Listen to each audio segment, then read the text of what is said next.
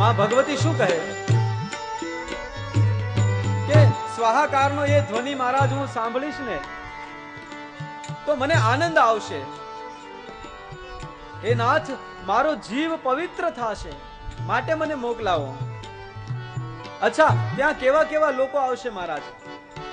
ઋષિ મુનિઓની સાથે દેવ દેવાંગના બ્રાહ્મણ કુળ બધા જ આવશે. તો મહારાજ મને મોકલાવો.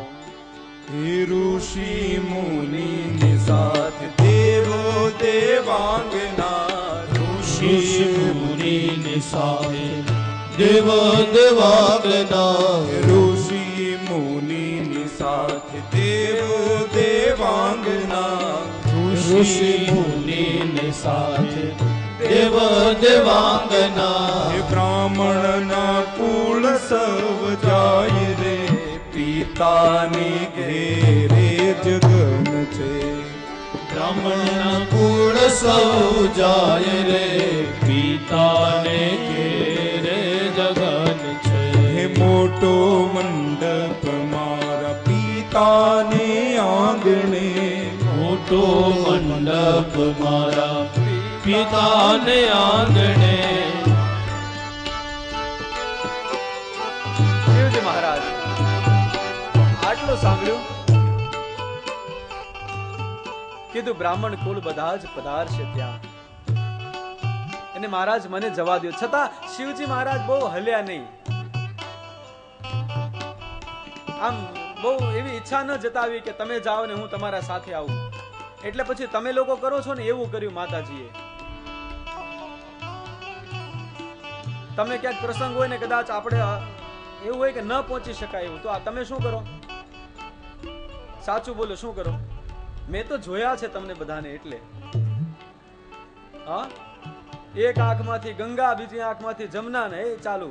તમારું તો આવું ને આવું. જ્યારે અમારા બાપાની ઘરે જવાનું કહીએ એટલે ના પાડીને ઉભા રહ્યો. તમને ક્યાં ખબર છે આ તમારા છોકરા સાચવતા સાચવતા અમે તમને કેટલા વર્ષ દઈ દીધા. કેટલા વર્ષથી મારી બેનને નથી મળી, કેટલા વર્ષથી મારા ભાઈનું મોઢું નથી જોયું. હવે તો મને જિંદગીમાં જોવા મળશે કે નહીં એ ખબર નથી. આજ પ્રસંગ છે, જવા દ્યો. મારી બેનું આવશે, મારા કાકાના દીકરા, મારા આવું બધું કરો ને તમે. ખોટું નહીં બોલતા, ભાગવતીની સામે બેઠા છો. જો ના પાડી હોય ને તો તમે આજ કરો અને પછી ખીજાવા મળો. તો માં ભગવતીએ પણ એ જ કહ્યું. શું કહ્યું? કે સ્વામી પણ એનો ટ્યુન થોડોક અલગ હતો. તમે થોડું ખીજાતા ખીજાતા કહો અને સતીજી ખીજાય નહીં. એમણે પ્રાર્થના કરી, હે નાથ, સ્વામી સહિત મારી બહેનો પધારશે તો મને જવા દો.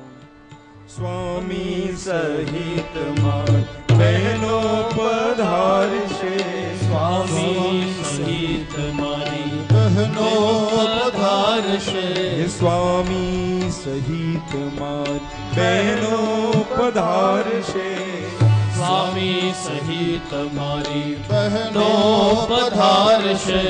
મળવાને મન મારું થાય રે, પિતાને ઘેરે જગન છે.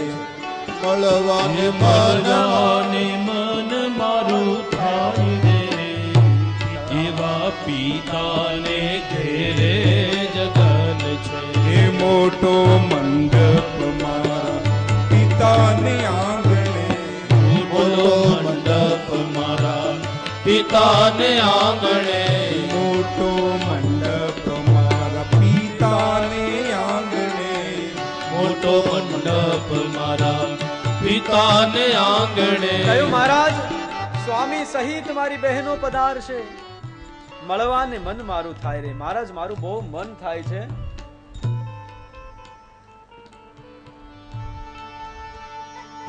મળવા મારું મન થઈ રહ્યું છે, તો મને જવા દો.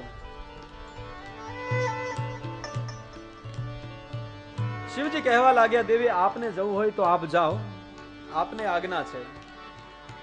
પણ હું નહીં આવું. કહે મહારાજ આવો ને પધાર. બોલે નહીં, આપ જઈ આવો. સતી થોડાક અહીંયા એવું કહ્યું છે કે સતી થોડાક ક્રોધ કરે છે શિવજીની સામે. માં ભગવતી કોઈ દિવસ શિવની સામે ક્રોધ કરી જ ન શકે, છતાં પણ કહ્યું એટલે માં થોડોક ગુસ્સો કરી અને ઘરેથી નીકળી ગયા. પણ જુઓ શિવજીને કેટલો પ્રેમ છે. જેવા માં સતી ગયા એટલે પોતાના ગણોને પાછળ મોકલાવ્યા.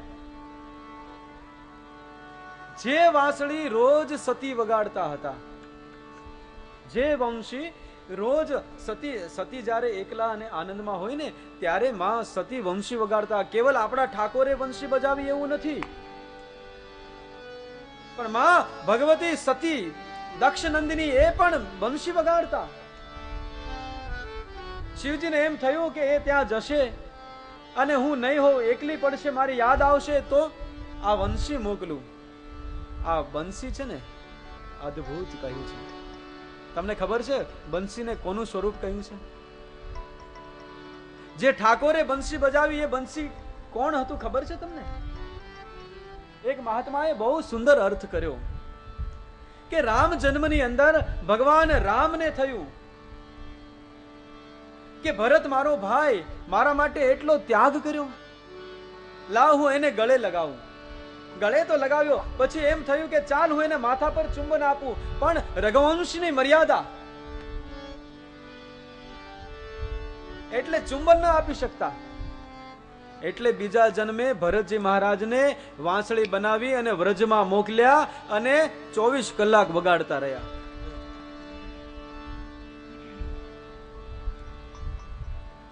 એમાં પ્રેમ હતો ભાઈનો, એટલે આટલી મીઠી હતી આ બંસી સાહેબ. એ બંસી મોકલાવી. અહીંયા સતી ધીરે ધીરે નગર તરફ પધારે છે, પણ આજે નગરમાં સતીનું સ્વાગત નથી થતું. સતીએ જોયું કે આજે પ્રકૃતિ મારો સાથ નથી આપી રહી.